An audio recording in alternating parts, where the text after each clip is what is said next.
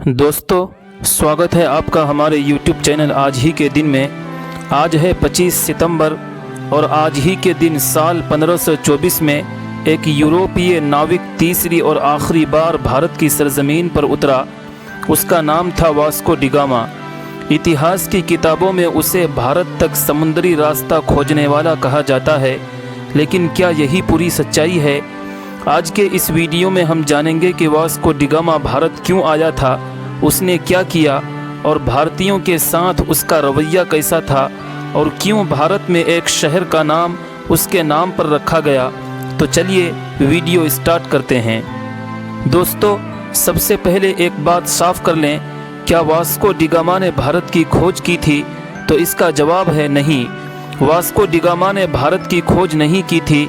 भारत तो पहले से ही हज़ारों साल पुरानी सभ्यता थी और यहाँ अरब, फारसी, अफ्रीकी और चीनी व्यापारी सदियों से आते रहे थे।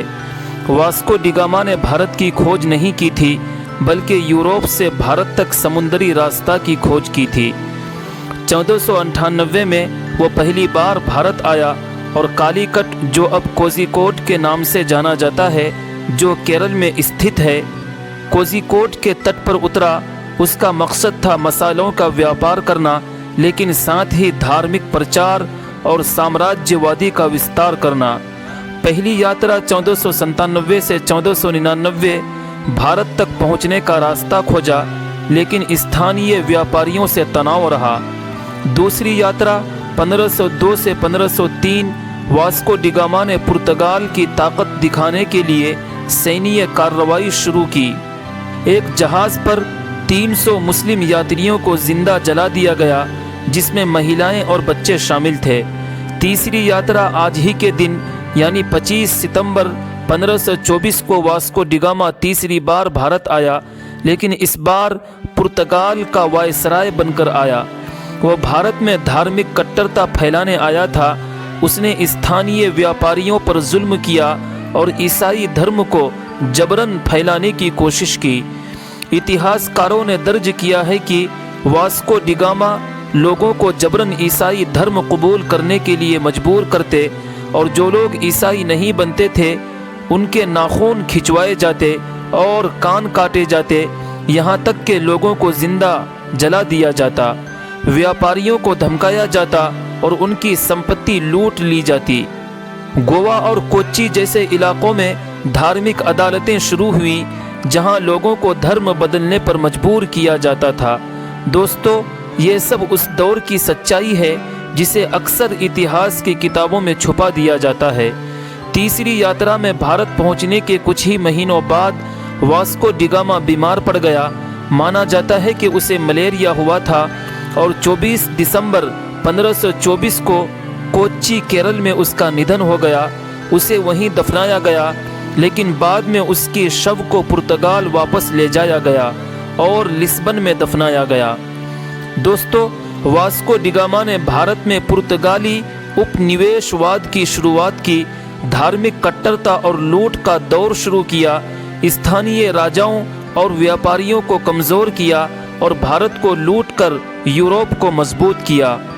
इसके बाद डच, फ्रेंच और अंग्रेज़ भी भारत आए और भारत औपनिवेशिक गुलामी की तरफ बढ़ता चला गया।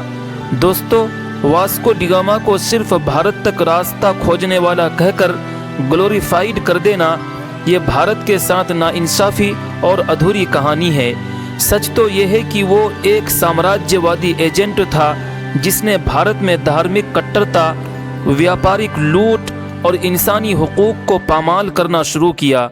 दोस्तों, हद तो यह है कि इस जालिम के नाम पर हमारे देश में एक शहर है और उस शहर का नाम है वास्को डी गामा। इस शहर को वास्को भी कहा जाता है और ये गोवा में स्थित है। दोस्तों, वास्को डी गामा की तीसरी यात्रा शासन सुधार के नाम पर आई, लेकिन हकीकत में वो जुल्म और डर का माहौल और भारत को गुलाम बनाने आया था। दोस्तों, अक्सर लोग वास्को डी गामा को महान इंसान समझते हैं, लेकिन सच्चाई इसके बिल्कुल उलट है। वो एक जालिम इंसान था। तो दोस्तों, आज ही के दिन यानी 25 सितंबर 1524 को भारत की सरजमीन पर एक ऐसा मुसाफिर उतरा जिसने रास्ता तो खोजा, लेकिन साथ ही जुल्म और लूट का दरवाज़ा भी खोल दिया। तो दोस्तों, आपको क्या लगता है कि जिस व्यक्ति ने भारत को लूटा और धर्म के नाम पर भारतीय लोगों पर जुल्म और सितम के पहाड़ तोड़े, क्या उसके नाम पर हमारे देश में शहर होना चाहिए?